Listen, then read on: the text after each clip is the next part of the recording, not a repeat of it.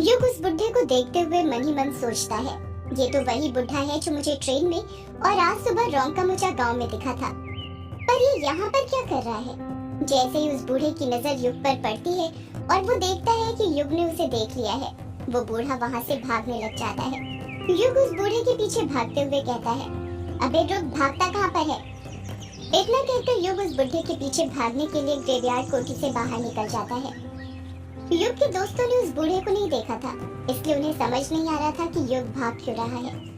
कछुआ युग को हैरानी के साथ देखते हुए कहता है, ये युग को क्या हुआ? इसने अचानक से भागना क्यों शुरू कर दिया? अभिमन्यु हड़बड़ाहट के साथ जवाब देता है, पता नहीं यार क्या हुआ इसे, चल कर देखते हैं। युग के दोस्त भी जल्दी ग्रेवयार्ड कोठी से बाहर निकलने लग जाते हैं। इस तरह वो बुढ़ा भागते हुए काला झाड़ी जंगल की ओर जाने लग जाता है। युग भी उस बूढ़े के पीछे ही भाग रहा था। ये हैरान करने वाली बात थी कि बूढ़ा होने के बावजूद भी उस बूढ़े के शरीर में युग के बराबर ही फुर्ती थी और वो अपनी पूरी जान लगाकर भागे जा रहा था। वो बूढ़ा भागते भागते काला झाड़ी जंगल के अंदर घुस जाता है।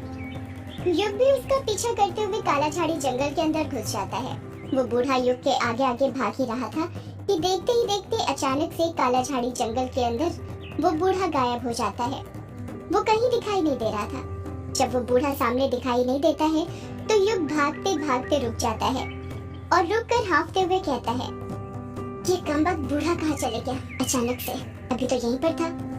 युग अपने आसपास लगी झाड़ियों में बूढ़े को ढूंढने लग जाता है, पर वहाँ पर कोई हलचल नहीं हो रही थी, जिससे युग पता नहीं लगा पा रहा था कि वो बूढ़ा कहाँ पर छुपकर बैठा हुआ है।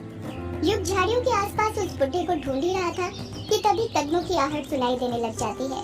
उसने अंदाजा लगा लिया था कि जहाँ से आहट सुनाई दे रही थी वहीं पर वो बूढ़ा छिपकर बैठा हुआ था। वो अपने कदम हिलती हुई झाड़ियों के पास बढ़ा ही रहा था कि तभी वो देखता है कि झाड़ी और तेज हिलने लग जाती है। जब वो अपने हाथों से झाड़ियों को हटाता है तो देखता है कि झाड़ियों के पीछे एक काली जंगली बिल्ली थी, जिसके दांतों में खून लगा हुआ था। पहले तो युग बिल्ली के नुकीले दांतों में लगा खून देखकर घबरा जाता है, पर जब उसकी नजर बिल्ली के पैरों के पास पड़ती है तो देखता है कि वहीं पर उसका शिकार पड़ा हुआ था। उसने कुछ देर पहले ही एक जंगली खरगोश का शिकार किया था, जिसे युग के आने से पहले वो खा रही होगी। युग उस बिल्ली को घिन भरी निगाहों से देख ही रहा था कि तभी झट से उसके पीछे से कोई हाथ पकड़ लेता है। जब वो पीछे मुड़ता है तो देखता है कि उसका हाथ और किसी ने नहीं, अभिमन्यु ने पकड़ा हुआ था। अभिमन्यु बौखलाहट के साथ युग से पूछता है, अरे युग, तू यहाँ पर क्या कर रहा है और एकदम से भागकर यहाँ पर क्यों आ गया? युग को जवाब देता उससे पहले कायर, कछुआ और बिंदु भी वहाँ पहुँच जाते हैं। वो तीनों भी भागते थक गए थे। वो तीनों वहीं पर ठहर कर हाँफने लग जाते हैं। अभिमन्यु फिर युग से पूछता है, अरे बता ना, तू यहाँ पर क्या कर रहा है? युग अपने हाथ से इशारा करते हुए कहता है, जिस ओर उसे लग रहा था कि वो बुढ़ा गया है। यार वो बुढ़ा, मैं उस बुढ़े का पीछा कर रहा था। कायर झट से पूछता है, कौन बुढ़ा यार? युग एक ही सांस में जवाब देता है, अरे वही बुढ़ा जो मुझे ट्रेन में और आज सुबह रौंका गांव में भी दिखा था। वही बूढ़ा ग्रेवयार्ड कोठी के बाहर खड़ा हुआ था और मुझे देखकर भागने लग गया। मुझे तो लगता है उस बूढ़े ने ही हमारा खाना और वो शराब पी होगी, वरना इससे पहले भी तुम लोगों ने ग्रेवयार्ड कोठी में कार्यक्रम और चिकन खाया है, तब तो यक्षिणी ने कुछ नहीं किया, तो फिर अब क्यों करेगी? अभिमन्यु युग की बात से सहमत होते हुए कहता है, यार वैसे युग की बात में पॉइंट तो है, पर वो बूढ़ा है कौन और उसने ये सब किया क्यों? अगर उसे भूख ही लगी थी और खाना ही खाना था तो मांग लेता, हम दे देते, मना थोड़ी करते।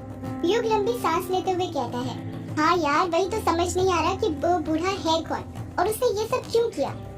कछुआ उस बुढ़े पर चिढ़ते हुए कहता है, इस बुढ़े को भी हमारा ही खाना खाना था। चलो खाना खाया तो खाया, साला पूरी शराब भी पी गया। इतने दिनों बाद तो कार्यक्रम जमा था, पर इस बूढ़े ने सब कुछ बर्बाद कर दिया, पूरा मूड ऑफ कर दिया। इसी दिन ये मेरे हाथ लग गया ना तो मैं उसे छोड़ूंगा नहीं। सोचा था आज रात फट्टे से पीऊंगा, पर साला एक बूंद तक गले से नीचे नहीं उतरी। लगता है सूखे गले से ही सोना पड़ेगा आज।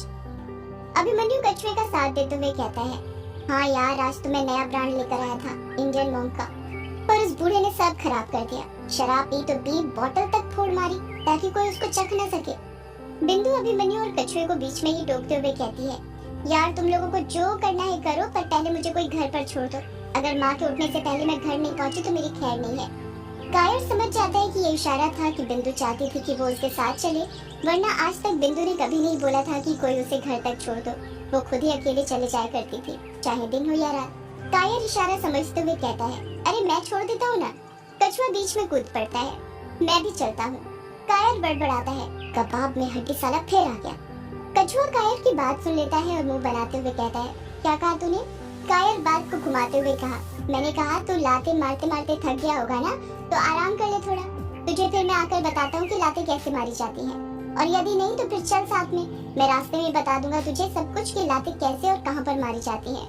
कछुआ कायर से अपनी नजरें चुराने लग जाता है। वो समझ गया था कि यदि वो कायर के साथ गया तो रास्ते में उसकी खूब पिटाई होने वाली है, इसलिए वो मना करते हुए कहता है, नहीं नहीं यार, सही कहा, मैं बहुत थक गया हूँ, तू ही जा बिंदु को छोड़ने, मैं तो अपनी बर्चू को छोड़ने जाऊंगा अकेले। युग कायर से पूछता है, तू बिंदु के साथ अकेले चले जाएगा?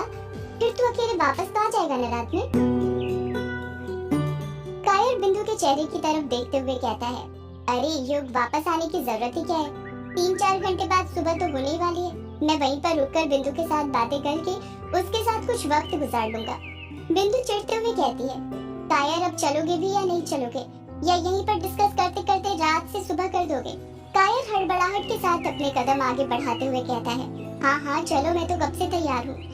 कायर और बिंदु वहाँ से चले जाते हैं। उनके जाते ही अभिमन्यु कहता है, चलो अब हम भी चलते हैं। अभिमन्यु कछुआ और युग ग्रेवयार्ड कोठी की तरफ जाने लग जाते हैं। अभी उन्होंने 3-4 कदम ही आगे बढ़ाए थे कि सिर्फ युग को यामिनी की आवाज सुनाई देती है। युग बाबू, कहाँ जा रहे हैं आप? अपनी यामिनी को बचाएंगे नहीं? मेरे पास आइए युग बाबू, मेरे पास आइए। यामिनी की आवाज सुनकर युग जहाँ पर था वहीं पर रुक जाता है।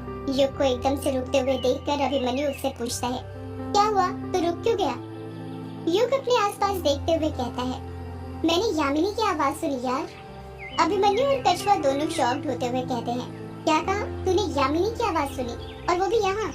युग अपनी बात पर अडिग रहते हुए कहता है, हाँ यार, यामिनी की आवाज, वो मुझसे कह रही थी कि आप अपनी यामिनी को बचाएंगे नहीं, मेरे पास आइए युग बाबू। कछुआ हंसते हुए कहता है, तू पागल हो रहा है क्या? यहाँ कहाँ से तुझे यामिनी की आवाज सुनाई दे जाएगी? चल, तुझे दी तो दी, पर हमें उसकी आवाज सुनाई क्यों नहीं दी? जिस तरह यामिनी सिर्फ तुझसे मिलती है, उसी तरह उसकी आवाज भी सिर्फ तुझे ही सुनाई देती है क्या? इतना कहकर कछुआ हंसने लग जाता है। अभिमन्यु युग को समझाते हुए कहता है, युग, ये कछुआ ठीक कह रहा है, मुझे भी किसी लड़की की आवाज सुनाई नहीं दी, हो सकता है तेरा कोई वहम हो। कछुआ युग के मजे लेते हुए कहता है, यार ये युग को तो बिना पिए ही नशे हो जाते हैं यार। दिन में अमोदिता के नाम की माला जपता है और रात में यामिनी की। वो फिल्म नहीं है क्या, घर वाली बाहर वाली? और इसके लिए है भी कुछ ऐसा ही, अमोदिता दिन वाली और यामिनी रात वाली। इसका भी ठीक चल रहा है, दो लेकर बैठा है और यहाँ पर एक भी नहीं मिल पा रही है।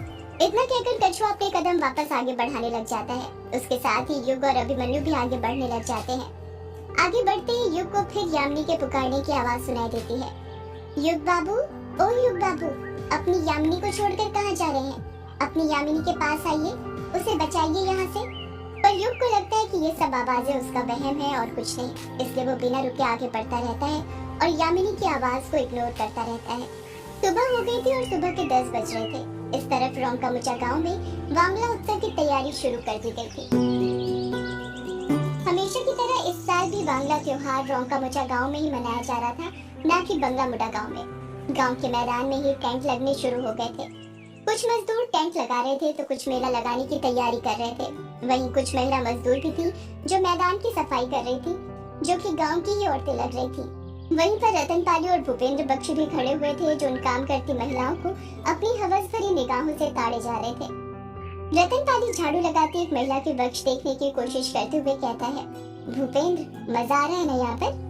भूपेंद्र बख्शी उस औरत के बगल में जो दूसरी औरत झाड़ू लगा रही थी, उसके वक्ष को देखने की कोशिश करते हुए कहता है, हाँ रतन, बहुत मजा आ रहा है, मन करता है कि दिन भर यहीं पर खड़ा रहूं और ये सुहाना नजारा देखता रहूं। रतन पाली और भूपेंद्र बख्शी दोनों औरतों को हवस भरी निगाहों से देख ही रहे थे कि तभी वो औरत अपनी नजरें ऊपर उठा लेती है और रतन पाली और भूपेंद्र बख्शी की आंखें देखकर समझ जाती है कि उनकी निगाहें कहाँ पर थी। वो दोनों ही औरतें अपनी साड़ी का पल्लू ठीक करने लग जाती है और झाड़ू लगाना बंद कर देती है। रतन पाली उसी वक्त उन दोनों को टोकते हुए कहता है, अरे क्या कर रही है, दिख नहीं रहा कितना कचरा पड़ा हुआ है? जरा अच्छे से झाड़ू लगा। झाड़ू लगाना भी नहीं आता क्या? या मैं हाथ पकड़ कर बताऊं कैसे लगाते हैं झाड़ू? गरीब होने के कारण वो दोनों औरतें रतन पाली की बात का कुछ जवाब नहीं देती हैं। उन्हें पता था कि पलटकर जवाब देने का सीधा मतलब था रतन पाली से दुश्मनी मोल लेना, और वो किसी से कोई दुश्मनी नहीं करना चाहती थी, इसलिए चुपचाप झाड़ू लगाने लग जाती है। रतन पाली और भूपेंद्र बख्शी उन दोनों को फिर से ताकने लग जाते हैं। कुछ देर तक वो दोनों औरतें झाड़ू लगाती रहती हैं, फिर वहाँ से जाने लग जाती हैं। जैसे ही वो रतन पाली और भूपेंद्र बख्शी से थोड़ी दूर जाती है, पहली औरत गुस्से के साथ कहती है, इन दोनों बुड्ढों को देखो, शरीर में जान नहीं है और चले आते हैं औरतों पर चढ़ने। दूसरी औरत कहती है, सही कहा तूने, औरतों को देखकर इन दोनों की लार तो ऐसे टपकती है कि पूछो मत। बुढ़ापे में जवानी छा रही है सालों को, और इस रतन पाली को तो कुछ ज्यादा ही छा रही है। जब देखो मुझे गंदी नजरों से घूरता रहता है। पहली औरत कहती है, जब वो अपनी बहू को नहीं छोड़ता तो हमें कैसे छोड़ेगा। मैंने सुना है इसका इसकी नौकरानी धनिया के साथ चक्कर चल रहा है। बताओ, बेटे को गुजरे अभी ढंग से 1 हफ्ता नहीं हुआ है और बाप है कि रंगरलिया मना रहे हैं। बताओ। दूसरी औरत कहती है, ये यक्षिणी इन कमीनों को अपना शिकार क्यों नहीं बनाती, कुछ ज्यादा ही गर्मी चढ़ रही है इन्हें बुढ़ापे में। पहली औरत दूसरी औरत की बात से हामी भरते हुए कहती है, बनाएगी बनाएगी, अब वो लौट आई है ना। जिस दिन इन दोनों में से कोई उसके चंगुल में फंसेगा, देखना कैसे वो यक्षिणी इन्हें अपना शिकार बनाती है। मुझे तो लगता है अगला नंबर इन दोनों में से किसी एक का होगा। बड़ी वासना भर रही है इनके अंदर। वो दोनों औरतें बातें करते करते वहाँ से चली जाती हैं। इस तरफ ग्रेवयार्ड कोठी के अंदर युग और उसके दोस्तों की नींद खुल गई थी और उठते से ही युग अपने फोन पर किसी से बातें कर रहा था। कछुआ और कायर उसी के बगल में लेटे हुए आराम कर रहे थे। अभिमन्यु हमेशा की तरह वॉशरूम में अपनी सिगरेट सुलगा रहा था। युग फोन पर मुस्कुरा कर बातें कर ही रहा था कि तभी अभिमन्यु वॉशरूम से बाहर आ जाता है और कछुए से पूछता है, ये सुबह सुबह युग किससे फोन पर बातें कर रहा है। कायर मुंह बनाते हुए कहता है, और किससे करेगा, अपनी अमोरिता से करेगा। सुबह हुई नहीं कि हो गया ये शुरू। कछुआ कहता है, यार इसने तो मेरा कान खराब कर दिया है, क्या बताऊं मैं तुझे उसकी हरकतें। सुबह से इमरान हाशमी बना हुआ है, मोबाइल में इतनी पप्पी दे चुका है कि मोबाइल के अंदर की बैटरी के होल्ड फूल गए होंगे। अभिमन्यु कुछ सोचते हुए कहता है, यार इसे सुबह होते ही क्या हो जाता है, कल रात तक तो ठीक था, अब पता नहीं क्या हो गया। मुझे ना कुछ ठीक नहीं लगता। कछुआ जा और जाकर किचन से तेल और बाती लेकर आ। कछुआ मुंह बनाते हुए कहता है, तेल और बाती पर क्यों।